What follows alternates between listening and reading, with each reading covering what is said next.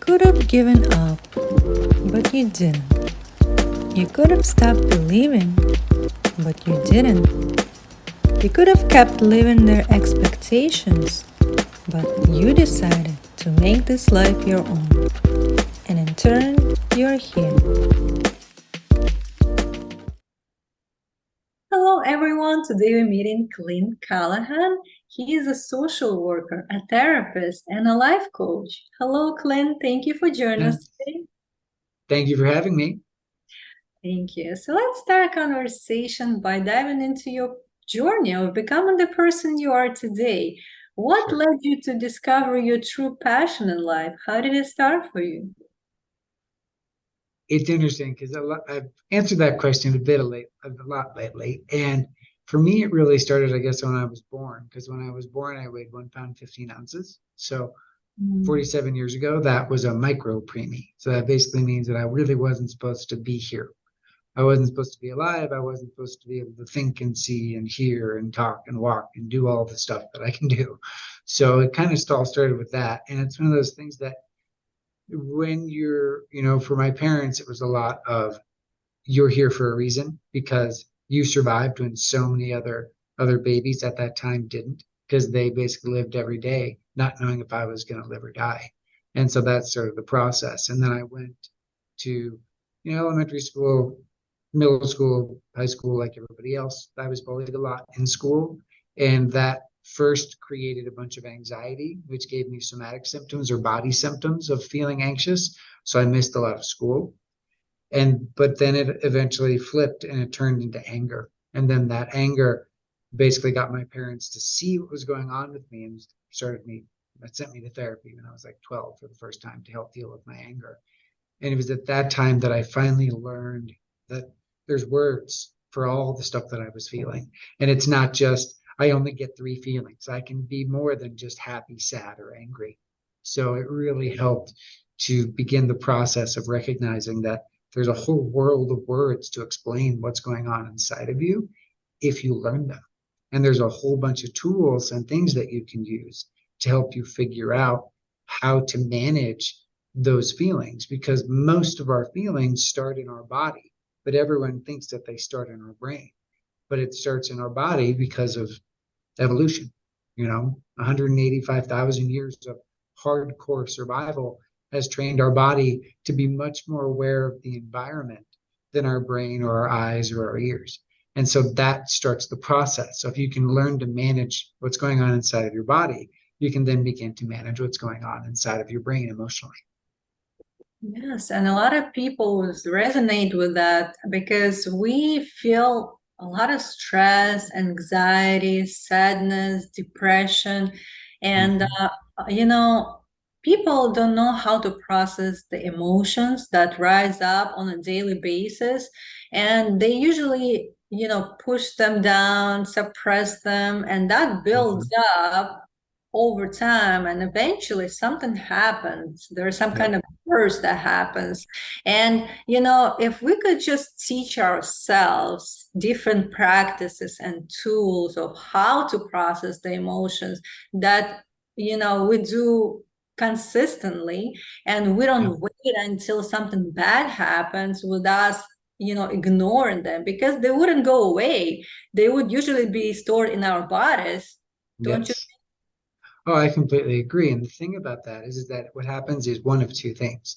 It either becomes implosive, where you turn it inward and it becomes like an addiction or a disorder. It becomes anxiety, it becomes depression, it becomes alcoholism, drug addiction, food addiction, sex addiction, you name it. That's when it goes internal. But external is you're angry all the time, you're frustrated, you're just mean to everybody around you, you become disconnected from everybody and everything. So there's two ways that we deal with trying to process these emotions inside of us. And really it comes back to understanding how it works. And what it starts with is how you feel, but it's not talking about feelings like happy, sad, those kind of things. It's your body. Because when we have an intense emotional experience, our body processes that as a physical threat to us. So it starts from the 80% down, from the neck down is where it starts. So you feel it in your stomach, right? Your stomach gets all gurgly and wobbly, and it feels like you get sick to your stomach, or you can't catch your breath because you can only breathe with maybe a quarter to three quarters of it to a third of your lungs, where your heart feels like it's going to beat out of your chest. But the most important thing that happens when you go through that biological piece of the fear response is when adrenaline hits your brain. Because what adrenaline does to the brain is it makes time slow down, because that's its job. Its job is to keep you alive, but it's keeping you alive for biological external threats, like a tiger, like is going to jump and attack you. So when adrenaline hits your brain, it speeds up your brain so that everything seems like it's taking longer. But the problem is when you're sitting on your couch, when you're sitting in your office and you're going through that response, it takes 1 second and turns it into about 10 seconds. So if you're sitting there stressed out and anxious, every second feels like 10 seconds. So when you're there for a minute, you feel like you've been there literally for 6 minutes, even though it's been a minute. It's that time dilation effect. So the first thing you need to do when you're in that is you need to take control of your body. And the only thing that you can do to take control of your body is take control of your breathing, because your breathing is the only automatic system in your body that you can control easily without decades and decades of practice. Yeah, so if we start taking that control and taking deep breath and really like reconnecting with, our own body and calming down, then we start seeing things differently, and we give ourselves this space, safe space to see that it's not a life-threatening situation that's going on. Probably could be a trigger, something external, some kind of interaction situation that came to your experience, and that's something that triggered response within you that's been there for a long time, and now it's showing you that this is something you should work on and release it and let it go. And so the main thing that I teach people a really simple 4-step process that takes about 5 to 6 minutes to do. And I'll explain it to everybody. And I also have a poster that I'll send you that you can put in the links for everybody to download. Yes. So the process that you can do to begin the process of taking control of basically your parasympathetic nervous system, that's where the fight or flight response lives in your body. And so the first thing you do is you do a very specific breathing technique called box breathing. And it's not sticking your head in a box and breathing. It's just a very specific type of breathing. So what you do is you take a deep breath in for 4 seconds, and then you hold your breath for 4 seconds. And then you breathe out for 4 seconds, and you hold your breath empty for 4 seconds. And you do that 4 times. Because what that does is it tells your body and tells your brain, I'm not being physically attacked right now. Because if someone was coming at you, or if a tiger was coming at you, would you stop and think, I need to breathe like that? No, you'd be huffing and puffing and running and getting ready to fight. So by doing that, you're telling your body, it's okay. There's no tiger, there's no danger, you're fine. So you start with the box breathing. Then you move into, you basically then do in the moment journaling, where you take whatever the story is in your head at that moment, no matter how ludicrous, insane, ridiculous it sounds, and you take a minute and you write it down, or you do a video recording of you saying, right now I feel this way, or you text it into your phone, and then you go and you do some light exercise, you speed walk, you do a couple push-ups, you do some sit-ups, you do pull-ups, you do whatever you can do to redirect where that adrenaline is going in your body. Because when you're just sitting there, the adrenaline only has 4 places to go: to your gut, to your heart, to your lungs, and to your brain. So you got to get moving to make the adrenaline go where it's supposed to go, which is your arms and legs, because it's designed to make you fight or flee, right? Yeah. And then after that, you come back and you read or listen to the things that you wrote down. Because what that does is you're now attacking this fear-based story that your body and your brain is telling you, from the psychological, from the physiological, and from the physical. to help you calm your nervous system down. The more you do it, the faster it is you get into that process. And the faster you're there, the less it takes you over and you believe the fear story that is coming in. And the fear story goes something like this. Let's say you get an email from your boss. It just says, hey, we need to talk. No employee ever wants to see the words from their boss, hey, we need to talk. Because where does your brain go? Your brain goes, I did something wrong. I'm going to get in trouble. That means I'm going to get fired. That means I'm going to lose everything and I'm going to end up dead. And it's like, whoa, that escalated really, really fast. But that's what the survival story in us tells us, that if something bad is going to happen, it's going to end in our death. And that's a biological thing. But then when you throw the psychological story piece on top of it, it's like adding napalm to it. It makes it a gigantic explosion of fear. So taking charge of your body and putting out that fire before it gets roaring and raging lets you to find that place of calm, so you can be like, okay, well, my boss needs to talk to me. All I can do is hope that I did the best I could. Maybe it's something good. I don't know. But when they talk to me, all I can do is figure out, how can I improve, or how can I assist them in whatever they need me to do. It's a difficult process, though, because the story in us says, you're going to die. You're being physically threatened right now, because that's what we're afraid of. And that's the hardest thing about that, is our body is still wired for 50, 100,000 years ago, when we lived in groups of 25 to 50 people. And yet now we live with hundreds of thousands upon millions of people, and we don't know our neighbors, and we're not connected to a group around us most of the time where they're right by us. So we don't have that safety in numbers, which is soothing. Right. No, absolutely. And I see that these techniques will help people to act fast in that situation when it arises, so they know what to do. And it will take a few minutes to really like recalibrate and come back to the normal state, where you can just now see for what it is actually, and not creating that worst case scenario in your head, and calm yourself down. So I will include that in the show notes, so for people to really like understand the process and try for themselves, in case that, you know, they see it in their life. But also you mentioned the story that we're telling ourselves. So, you know, like people sometimes in a constant loop of negative thinking pattern, and they don't see it for themselves. And like for them to disrupt that thinking pattern, they have to become first aware and mindful of what is it that we're telling ourselves. Is it even true what we're telling ourselves? And for that, you know, what are the practices but that you think would be beneficial for us to become mindful and to see those stories?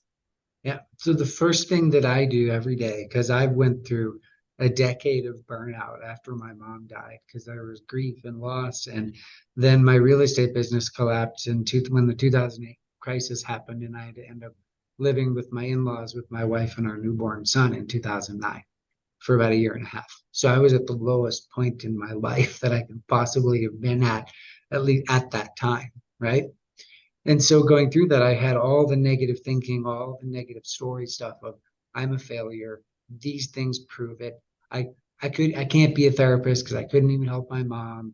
You know, I failed at this business, even though 2008, who knew that was going to happen? I mean, it's not like I caused the thing to collapse, but your brain tells you the story of it's your fault somehow.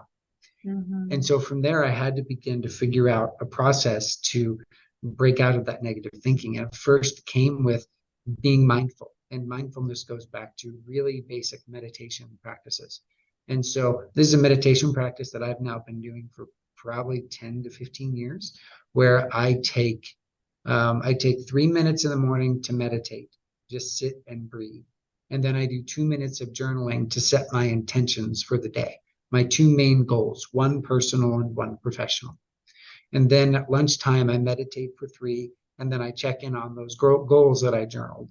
And then at dinner time, after dinner, I do the same thing before bed, as I check in Did I meet those goals for today? I meditate for 3 minutes on what I would like to potentially have happen for the next day. And most people go like, well, 3 minutes of meditation doesn't sound like a lot. And I'm like, well, have you ever sat silently just breathing for 3 minutes? How many things does your brain think about in that 3 minutes? How hard is it for you to sit and just be still for 3 minutes? For most people, it feels like 300 minutes. It feels like 3 hours has gone by. So taking that 3 minutes and being really intentional with, what is this telling me? What is the story this thing keeps telling me again and again and again? And then by journaling these processes, it allows you to pull out that story, and then you begin to set up these warning signs for you. It's because basically the way I look at how our brain works is every day we're making thousands of choices that are driving us towards this emotional cliff. And there's all these signs along the way that says, hey, there's a bridge out ahead. If you keep going, you're going to fall into that pit of despair. You're going to fall into that pit of anxiety. You're going to fall into the pit of depression. You're going to fall into anger. You're going to fall into this. And you're heading straight towards it. And you've been down this road thousands of times. So you know exactly where you're going. You know that you don't want to go there, but yet you feel powerless to hit the brakes, to turn off on an exit, to stop the process. So by being mindful and recognizing that, you can then begin to create and use the proper psychological tools to back you off of that thinking. And the first thing is, if you write it out, if you just write out that thought, if you use the emotional management plan I talked about in those moments, and you write it out and you get it out of your head and you see it later, you will know it's ridiculous, because emotions are ridiculous. We all know that. We all know when we're emotionally overreacting. But when we see it written down in front of us, most of us do not want to write it down, because there's that superstitious piece in every human being that says, if I write it down, now it's real. Now I have to do something about it, because now I see it. So I have to now change. But the thing is, it's basic problem solving. If you don't know what the problem is, how can you solve it? That's like saying, I want you to solve this math problem I'm going to give you. Ready? Here it is. Okay, solve it. Go. But what do you mean you can't solve the problem? Didn't you hear the problem I told you? No, you didn't say anything, right? But that's what we do with our feelings every day. We don't take the time to pull it apart and say, is this reality? Because the problem with every human being on the planet, myself included, is our perception equals our reality. Mm-hmm. So if we follow the story and we believe the story, we will believe, and then we will create that as reality through self-fulfilling prophecy. Because the way it works is your thoughts plus your feelings equals the way you act or react in every situation. And because we don't usually do that in a vacuum by ourselves with nobody around us, usually there's other people, then the way you think, the way you feel, and the way you act now triggers a reaction from somebody else. So they now go through a thought and a feeling, which triggers a reaction with you, and that creates the negative cycle where when you're with your friends and you're all complaining, do you feel better or do you feel worse? Right.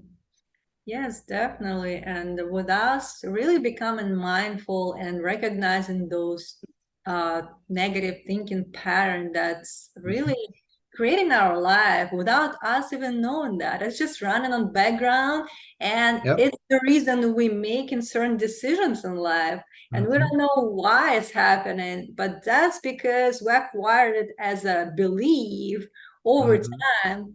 It perhaps been conditioned this way, and we acquired without us even wanting to have it in our life. But here we are. If we take responsibility for everything that we created so far at this point of life, that means we also take in charge, and we have that power to change that life for ourselves. And isn't that a good news, right? But a lot of people don't take responsibility. They don't think, they see it as, they see like external circumstances as a reason why they're here. And the thing about that is that the more that you recognize that you're the author of your story and you can change the story anytime you want to by changing how you're reacting to the situation, by recognizing and owning your feelings, by recognizing and owning your thoughts and deciding, do I want to feel this way? Do I want to keep thinking this way? Do I want to believe this old story that I heard when I was 7 from this teacher that somehow got stuck inside of me and made me believe that that's who I am? Because that's the thing, is who we are is ever changing. It is not a static thing. But the problem with that is things get embedded in our brain because all this is a biological computer.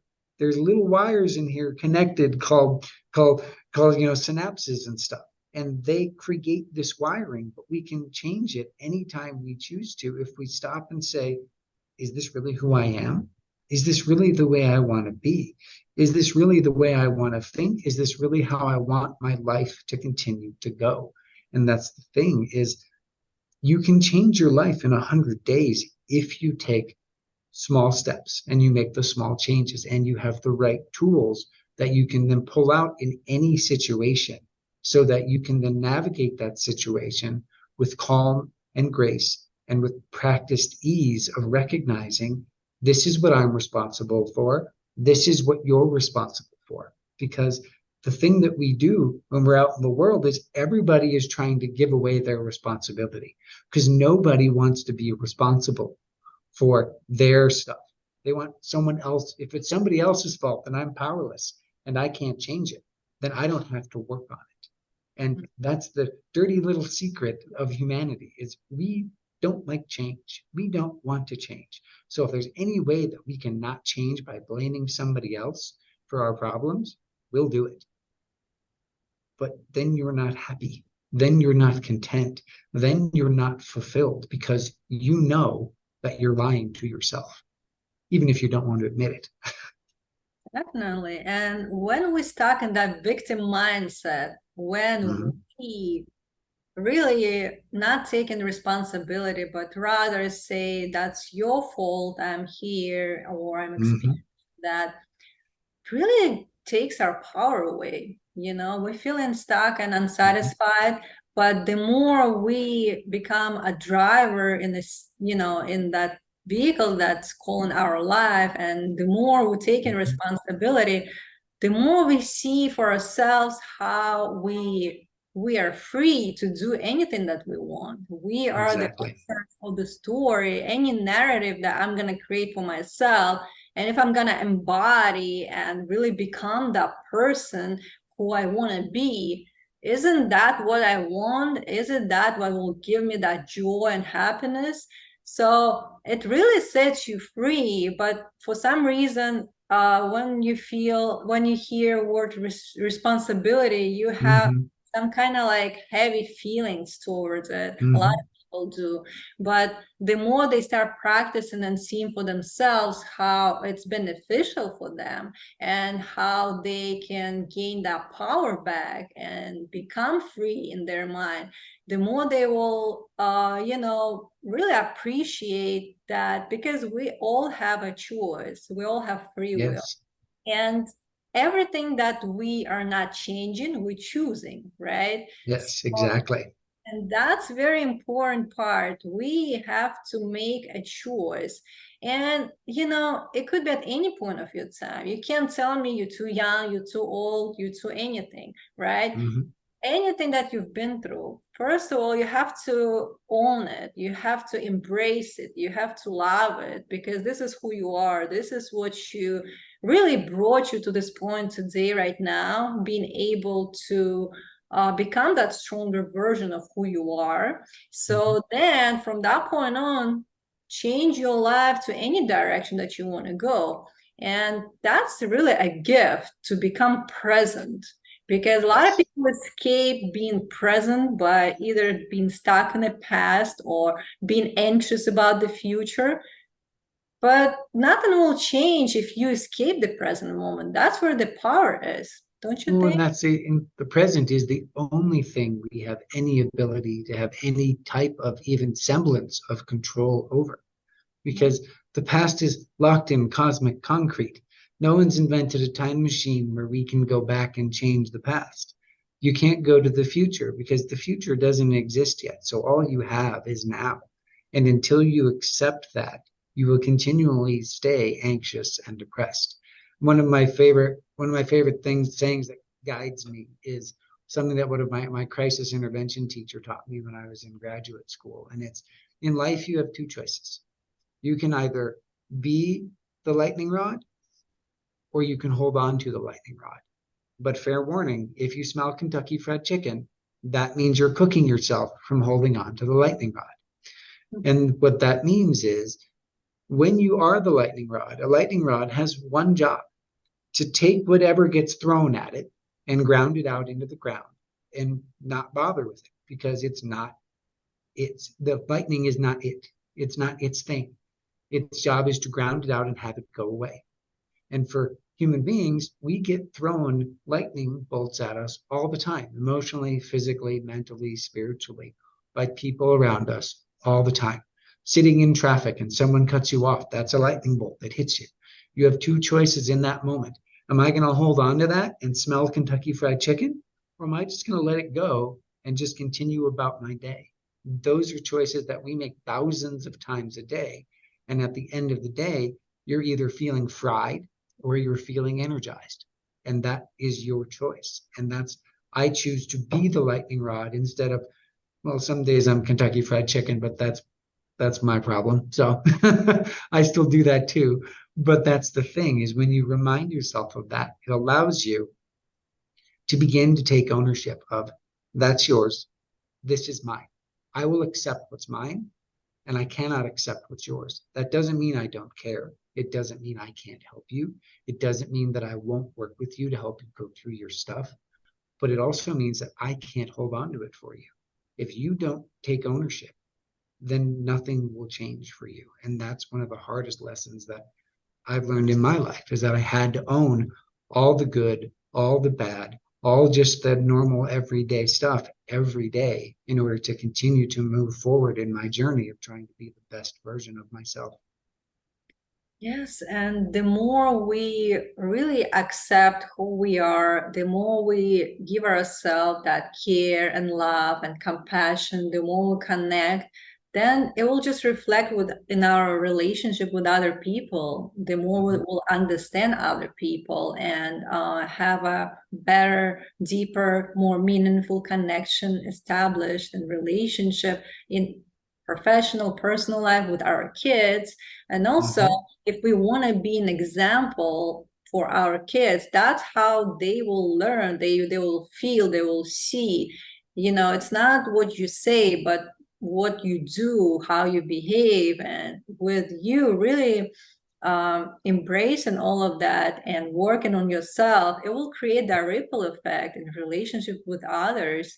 And so it's kind of like a bigger purpose of doing that inner work and Mm-hmm. healing those wounds and the past trauma that all of us have in one Yeah. degree or another. So, and we have to always be compassionate with other people as well. We don't know what they're going through, and everybody is on their own journey. And I believe everything has a purpose in life, and we are being presented with lessons that we go through, all the events, the experiences that's happening. It's for our own growth, really. And it's just reflection for us to know what is it that we need to work on.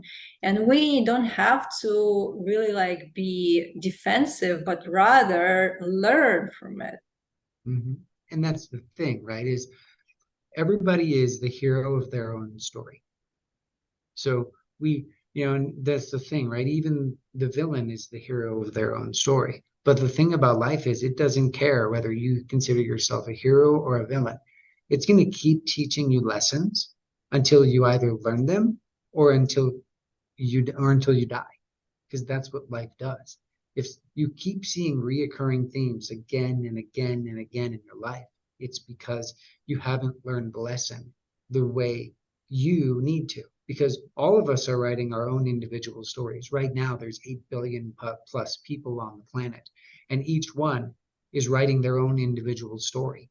And it's all layered on top of each other, creating society, creating the people of Earth, right? That's a lot of simultaneous stories happening. And sometimes they weave together, sometimes they go apart, and that's just part of life. But in recognizing this and understanding that, it allows you to take that step back and recognize one very fundamental truth that I've learned being alive for 47 years and doing therapy and life coaching for the last 23 is we are all making it up as we go along. From the moment we open our eyes to the moment we close our eyes at night, we are all making it up. We are all reacting to whatever is in front of us. And however we start the day is how the day is going to go. So when you wake up in the morning, if you choose to hit that snooze button, you know that that extra 10 minutes you decided to sleep now throws your entire day off by 10 minutes, which then makes you feel extra frantic and extra stressed because you deserve that extra 10 minutes.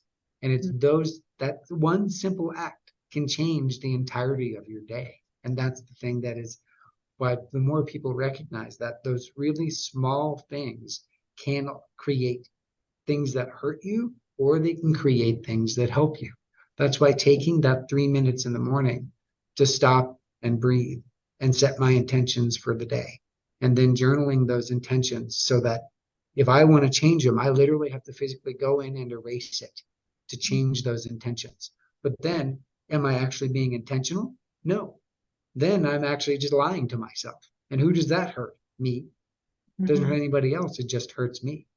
But by doing those and following through with my intentions every day, it allows me to take that step back, take that breath, check myself, have guardrails on my day so that I know that I'm making choices according to who I want to be in my life. And that's really what my program is all about. It's about teaching you the psychological tools and the mindset shifts that are needed to take accountability for yourself in the 4 main areas of your life: how you use your time, how you deal with the people and the relationships in your life with your connections, how you handle your purpose, because purpose is key.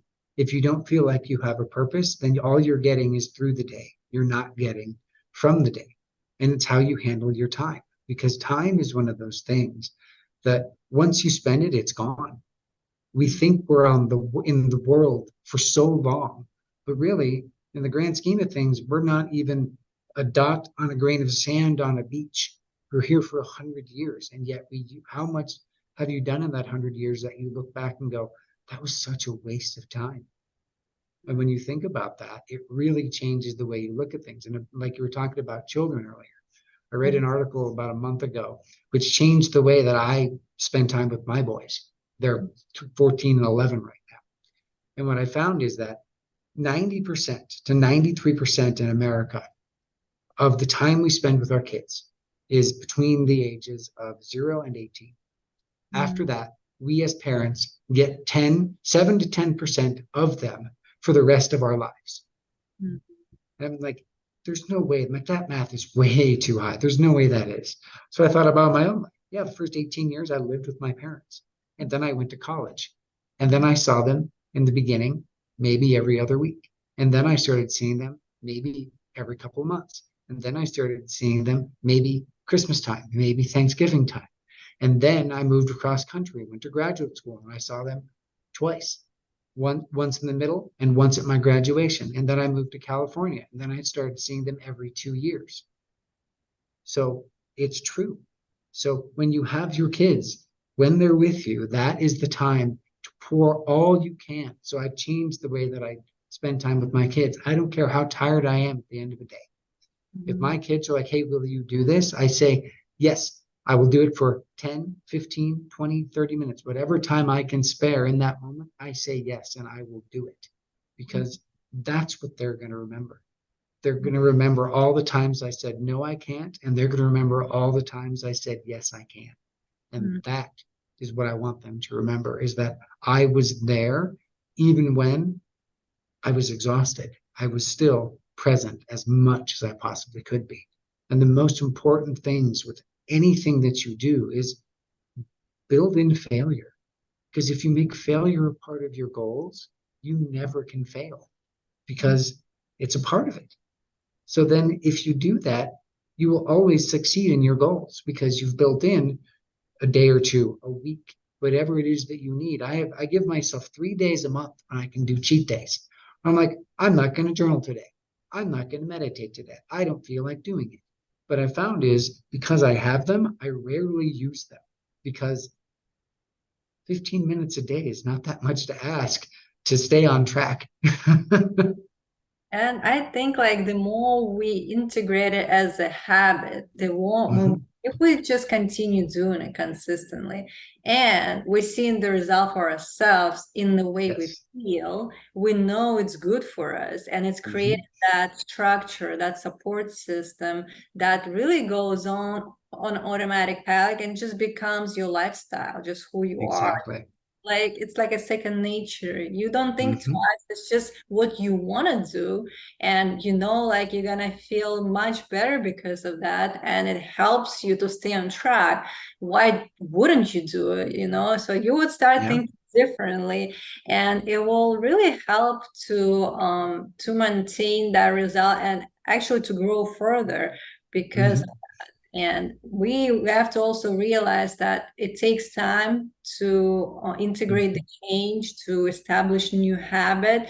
And we have Mhm. to give ourselves that, time and be patient, but really being committed to the process. And Mhm. sometimes, when we don't feel like doing it, we just need to make it really like in our Mhm. schedule. So no matter Mhm. what, we will proceed with that. And actually, in those times when we don't feel like doing it, that's the most important when we do it. So I Yes. noticed that, it will help us along the way if we gonna be the person of our word to ourselves. If we're gonna Yes. say, this is what I'm gonna do, and we do it, it will build the confidence, it will Mhm. build the integrity, and it's just who you are now. And it always comes back to it always starts with the story you tell yourself. If you tell yourself, I can't do this, then you're right. But if you tell yourself, I can do this, you're right. It all comes back to what you say to you. But the most important part of that is first you have to do is you have to root out what the negative stories are that you tell yourself and refute them. You have to find the way to say, no, this is not me. This is not who I want to be. This is not how I want to be. Because the way people set goals is backwards. We've been taught to set goals by first you figure out what's the mountaintop, what's the very big thing that you want. Then figure out what you need to do that. And then once you do and you get to the mountaintop, then you will be the person that is worthy of being there. And I'm like, that's not how it works. First, you have to figure out is who do you want to be? Because Mhm. if you know who you want to be, then the path to get to the thing you want becomes clear because you're now setting it with your intentions, your ideals, your desires, the way that the kind of person you want to be when you get there.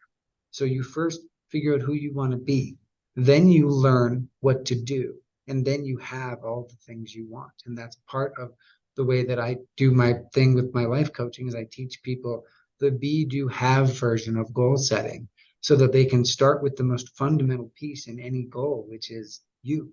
Because if you don't know what you want and you don't know who you want to be and you don't know how you want to be and you don't know the way you want to show up in the world, how can you ever move forward? You Yeah. can't.